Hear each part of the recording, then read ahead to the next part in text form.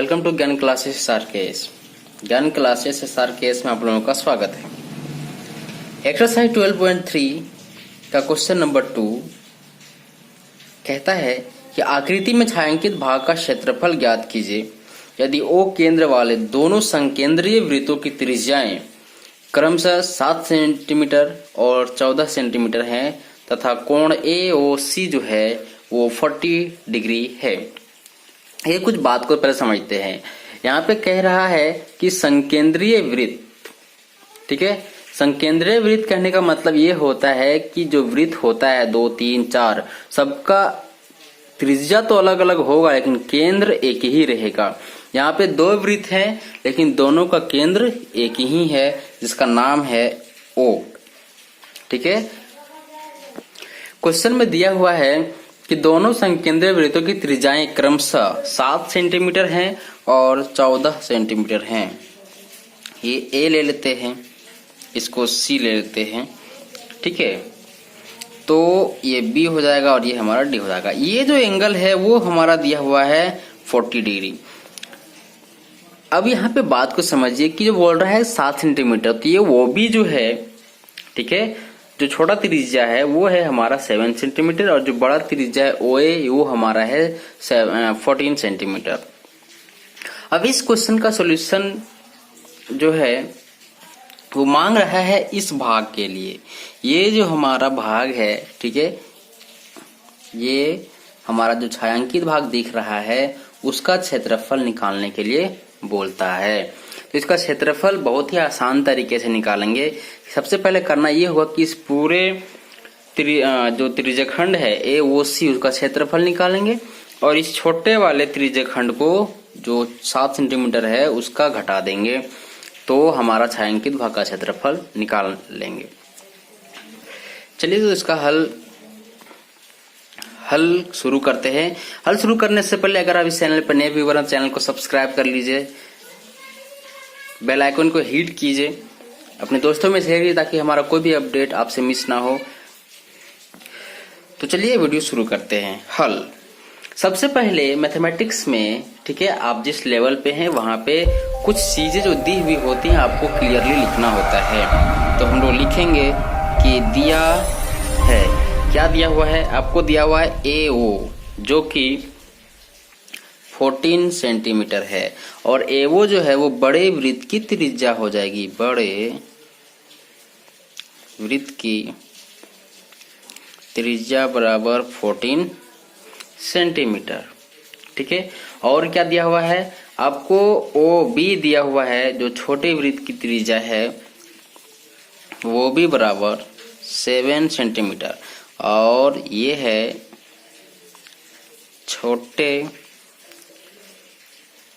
वृत्त की त्रिज्या बराबर 7 सेंटीमीटर। सीधा हम लोग को इस जो वृत्तखंड है, ठीक है, उसका क्षेत्रफल निकालना है। तो हम लोग एक बार में लिखेंगे कि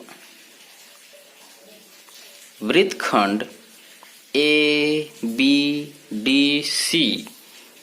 का क्षेत्रफल बराबर क्या लिखना पड़ेगा? त्रिज्यखंड। कौन सा त्रिज्यखंड? देखिए ये बड़ा वाला त्रिज्यखंड जो 14 सेंटीमीटर त्रिज्या है, मतलब AOC। तो AOC का क्षेत्रफल माइनस जो छोटा वाला त्रिज्यखंड है, ठीक है, जिसका नाम देंगे हम लोग त्रिज्यखंड कौन सा? BOD। तो लिखेंगे BOD का क्षेत्रफल। तो फॉर्मूला जो है, ठीक है, वो क्या हो जाएगा?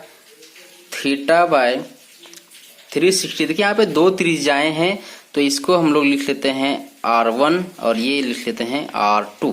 तो θ × πr1 का स्क्वायर माइनस θ/360 डिग्री। देखिए एक चीज और दिया हुआ था, हमको कोण दिया हुआ था वो है 40 डिग्री इंटू πr2 का स्क्वायर। यहाँ पे R1 क्या है? बड़े वृत्त की त्रिज्या और R2 क्या है? छोटे वृत्त की त्रिज्या।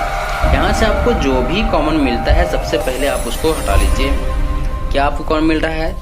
थीटा मिल रहा है, मतलब कि ये 40 डिग्री बाय 360 और क्या मिलेगा आपको, एक पाई कॉमन मिल जाएगा।